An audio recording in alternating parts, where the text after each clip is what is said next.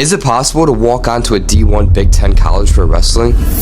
Well, my roommate and I just got an apartment right on campus to train with the college team for the rest of summer. But how did we get here? I think Illinois peaked tremendous. That's they had a great tournament.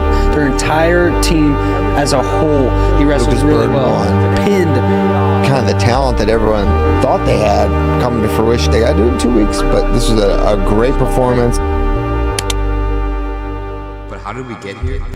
This is my roommate. We're both wrestlers from Illinois with different paths, but ultimately the same goal: to get the best education without giving up the sport we love. We were both invited by the assistant coach to train with the RTC this summer, and we weren't going to pass that up. So we subleased an apartment and moved on campus. Every day has been the same routine. Wake up, eat healthy, walk to the room, practice, recover, repeat. Getting on the mat with guys way more experienced than me and learning from them every single day. Building real relationships with the team and the coaching staff, not just training next to them. I'll be documenting what the day-to-day actually looks like, not just the highlights, but the whole process. This is the exact kind of training environment I want to be around, whether I actually make the team or not.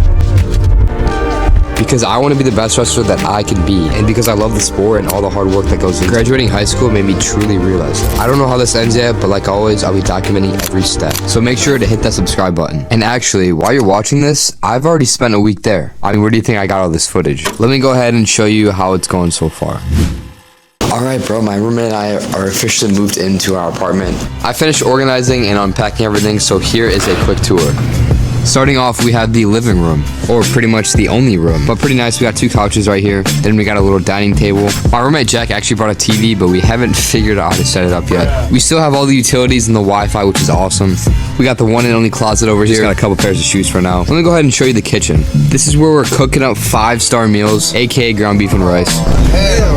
Well, it's got all the cooking essentials we need. We actually forgot to bring a garbage can, so we just have a trash bag right here for now. The groceries are the most locked in part of the trip. We got some sugar-free sodas, of course. I'm a fiend.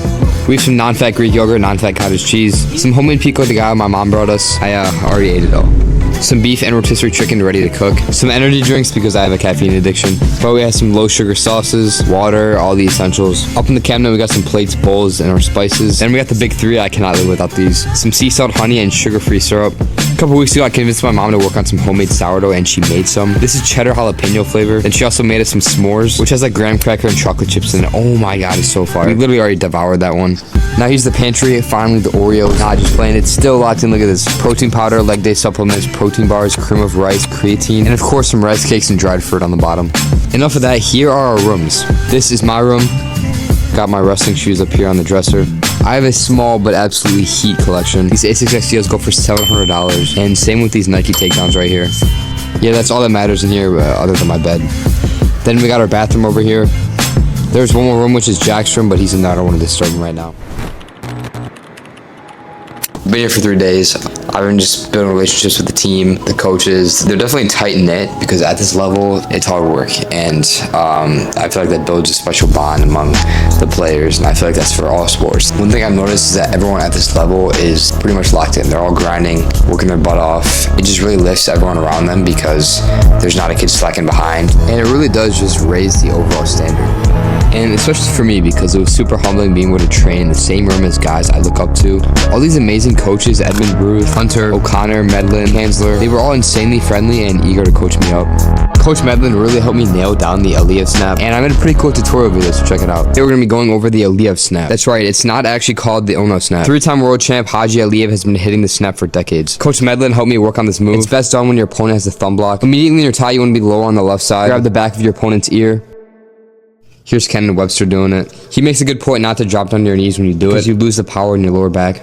I'm struggling a little bit to get my head down with the snap. Your head should go straight down into your bicep. Another great point Coach makes is a lot of people can hit the snap, but they don't know what to do afterwards. What Aliyev does is he grabs the armpit of his opponent, which holds them down and prevents them from circling out. Whether you do that or not, you want to be able to find an angle as soon as possible after you hit the snap, or else it was done for nothing. Other than the training and the technique, I actually want to show you a little bit of what the day-to-day actually looked like. It actually wasn't as entertaining as you might think. We were really just cooking up food and walking back and forth to practice. Our apartment was about a 15-minute walk from where we trained, so we were doing a lot of walking. We got lost a ton, if I'm being honest, but the campus was really cool. We only ended up eating out once. Jack and I were doing a really good job just cooking back at the apartment. One of my go-to meals before wrestling practice was cream of rice. Alright fellas, good morning. It is currently 9 o'clock, 10:30 practice. Next week is the first week of July, so they're off. We're gonna go back home today. I'm gonna make some breakfast, some carbs to fuel the workout. I'm gonna show you guys what I make and how I make it. I'm gonna make some cream of rice today with protein powder, creatine, all that. This is like my go-to. This stuff is so good. Trust me, go and buy some protein powder, some cream of rice, and I promise you, you will not regret it. You can buy the store-bought, but I just literally blend up rice and it works the same.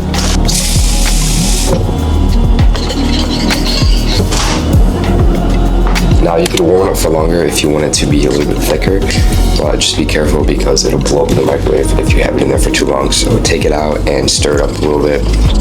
You also want to get the clumps out because there'll be like little clumps forming, and you want to just mix in the water so it's evenly microwaved. It should look like that. Now I'm going to add in a scoop of protein powder. Like creatine.